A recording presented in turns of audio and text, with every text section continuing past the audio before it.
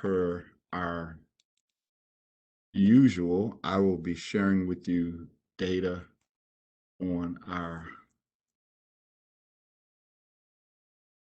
current COVID status. So give me a second and I will attempt to share my screen.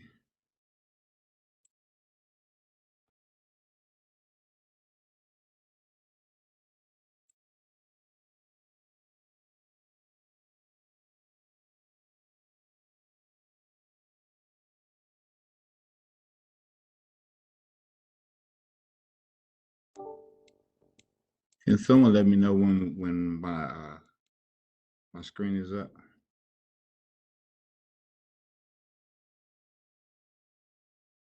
We can see it.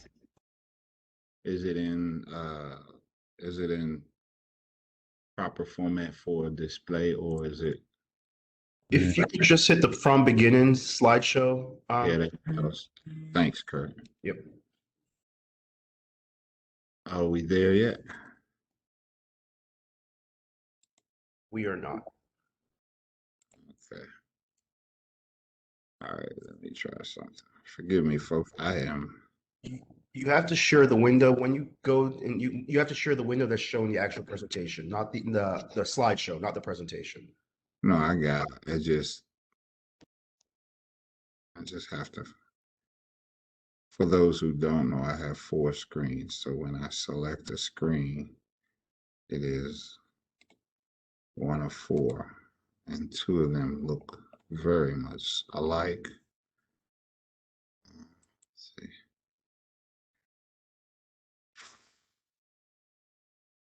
But just not to have dead space, we currently have. Hello? Yeah, Winslow, you can go ahead and start and just go to the second slide as we begin. Yeah, we have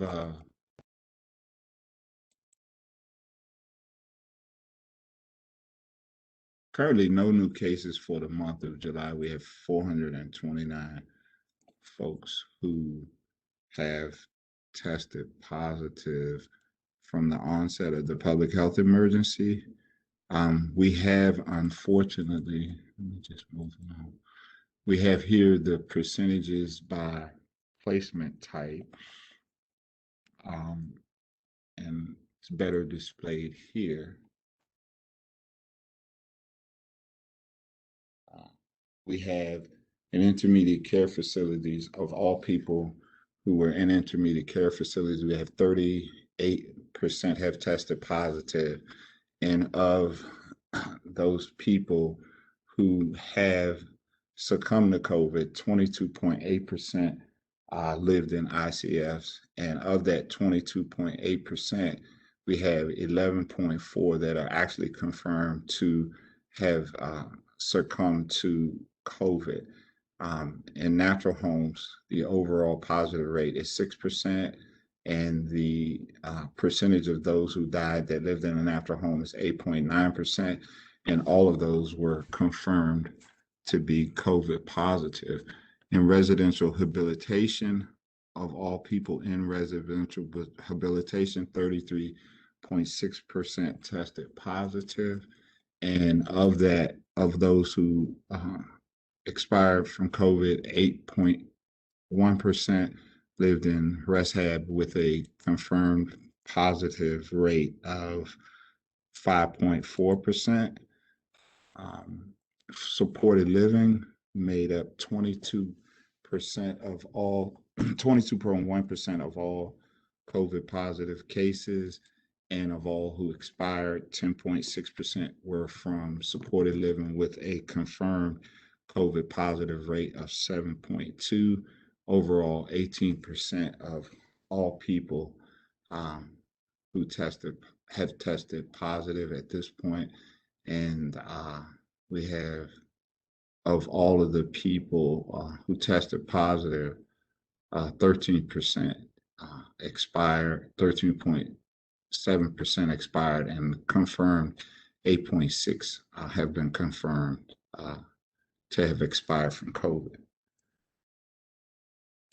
And this slide just breaks down the COVID by placement type per month.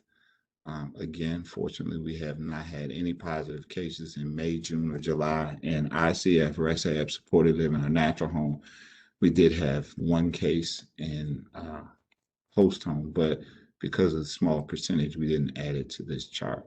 Those who require inpatient hospitalization, we have not had anyone who tested positive in June and July, and the one person who tested positive in May did not require hospitalization. Sorry, the two people in May. And then in terms of people diagnosed with COVID-19 who have died, there's a total of 59 total. We have had two people who had tested positive with COVID expire in July, one of which tested positive in July of 2020 and was since recovered, and another who tested positive in January of 2021 who also had recovered. And currently, of all deaths from COVID, we have 37 that have been confirmed as COVID related and 14 who are determined to have expired from something other than COVID.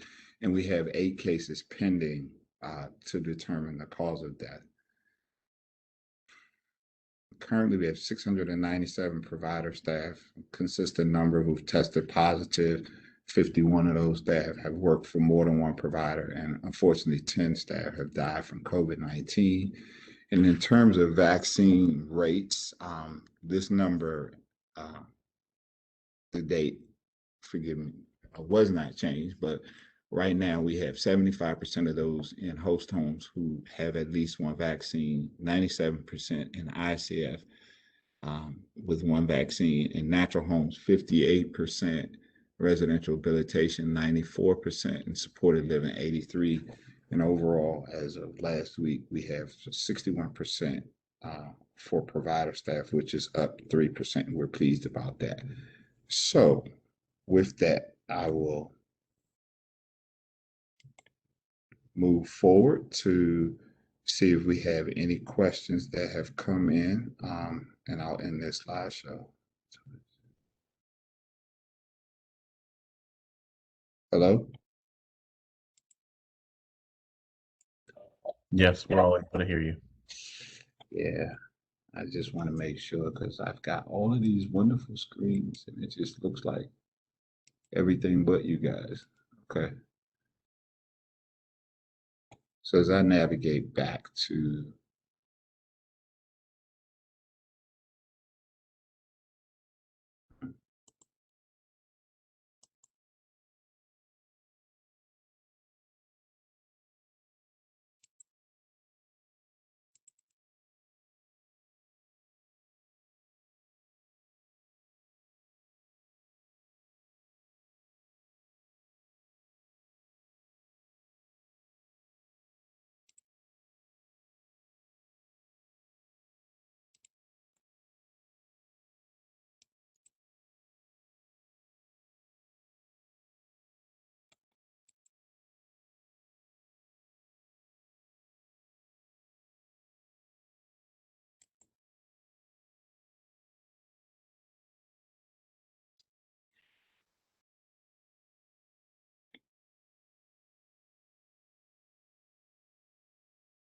so I know we didn't receive any questions that came in prior to the call.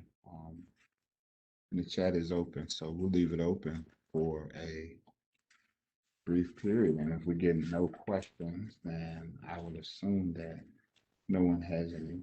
We will move forward the rest of our day.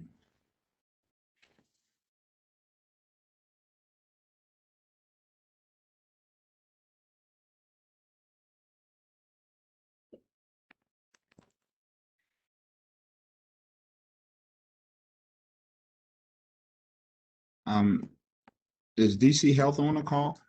Just to see if we have any updates from them. Our welcome partners, always willing to lend a hand. Yeah, this is Nelson from DC Health. I actually don't have any updates to share today. Thanks, Nelson, for being here.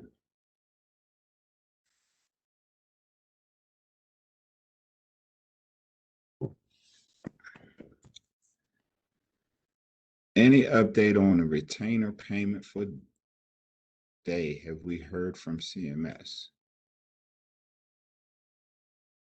Currently, we're awaiting the approval of the initial Appendix K. And Kirk, did you have anything you wanted to add? Yeah, Winslow, thank you. So yeah, we are still waiting to get approval on our Appendix K amendment that's currently with CMS. After we receive approval, which hopefully will be anytime soon, we will submit another amendment to include the retainer payment, and we expect that that should be approved relatively quickly. Once we have approval in the Appendix K, we will go ahead and start putting it together to send out those payments in pretty much the same fashion as it was done last year originally. So it should be a pretty smooth process once we hear back from CMS.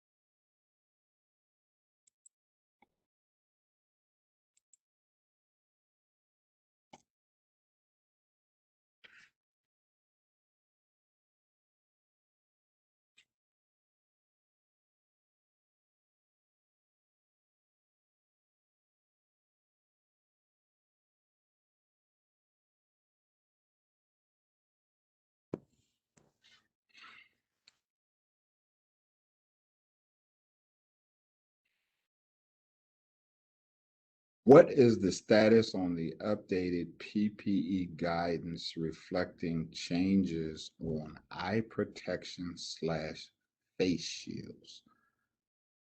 I'm going to defer to Nelson, but I thought we spoke to this last week. But Nelson? I'm not sure what they mean by the updated status, but nothing has changed. While in phase 3, eye protection is required caring for someone who with confirmed or suspected COVID-19 infection or someone under quarantine. Also required standard-based precautions where there's a likelihood of splashes and sprays, and required as part of any other transmission-based precautions. That existing guidance is posted and nothing has changed since then.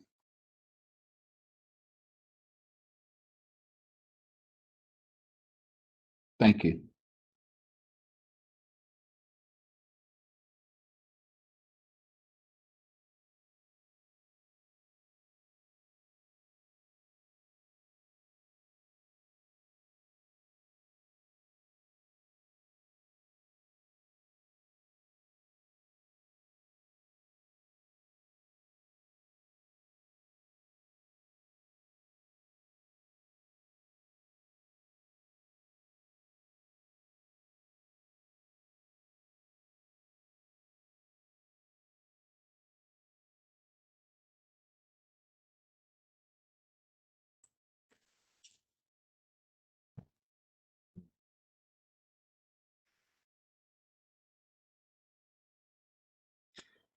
Well, folks, it seems as though we've reached a point where there are no questions.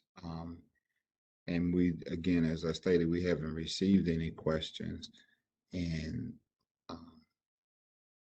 it's 20 minutes after the hour. We can certainly end this call early. And then I would just say that, of course, if there are any questions, you are more than welcome to send them to, I'm sorry. Is there any update on the browser supported by MCS as Internet Explorer is progressively replacing MCI's Edge. It's just like Microsoft for now is not a supported browser. I am not certain that our IT folks are on the line. This is sort of the first I am hearing it. I know that MCIS has a preferred browser, but I'm not specifically sure what it is. And I believe it is an internet. Winslow, it's Jared. So some of the enhancements to MCIS, which should be happening in October of this year, will kind of answer this. I don't have the exact answer to this, but I'll check with our IT folks over the course of the next couple of days and have this updated for you for next week. But if the concern is that there will be no support for MCIS moving forward, that's not the case. We're addressing that, but we'll give you an update on that next week. Thanks, Jared. Beam is on the call. Thank you, Beam. And he has included a comment, which is we are replacing the current system and the new system will work on all browsers. Okay. I knew that there was a new browser we were using. I did not know it was all browsers. So that's the clarification.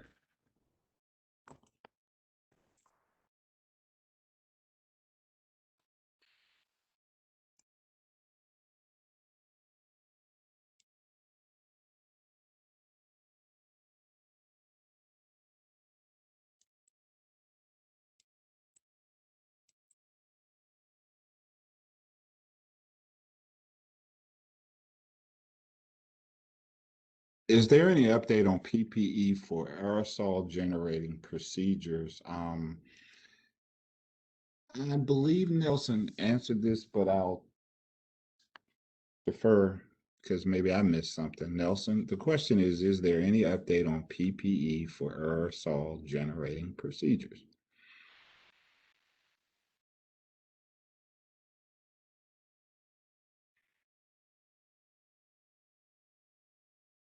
I'm going to actually let Daryl answer that question. Yes. Hi, everyone. Sorry for joining a little bit late, but one, I'd like to know the clarification about what update they're asking about. I can talk about in general aerosol generating procedures. So, one, when it comes to standard precautions, anything that would generate a splash or potentially infectious bodily fluids the individual should wear the appropriate personal protective equipment. That includes all procedures, including aerosol generating procedures. So we don't have any updates on that, but that has always been the case in terms of personal protective equipment.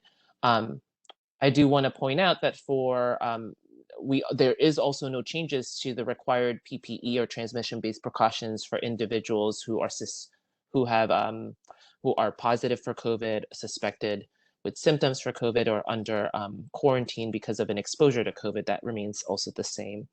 And if that individual who asked that question would like to clarify, if there's a specific question they're asking about in terms of updates, I'm happy to answer. So for whoever asked that question, could you clarify if you need further information?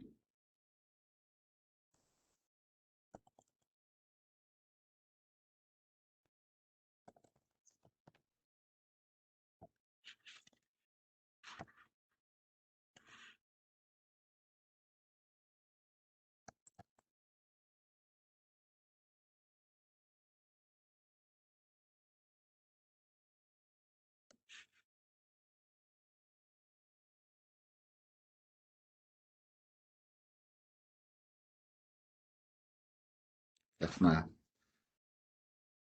I want to thank everyone for joining us today. I especially want to thank our partners from DC Health and or DACF for joining us, as well as those from our advocacy and provider community and those we serve and their families. We will be online again within 1 week.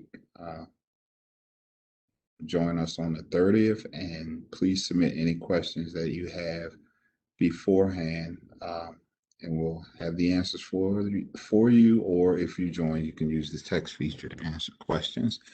Ask that you all have a safe and pleasant weekend, and as always, be safe. Thanks. Bye.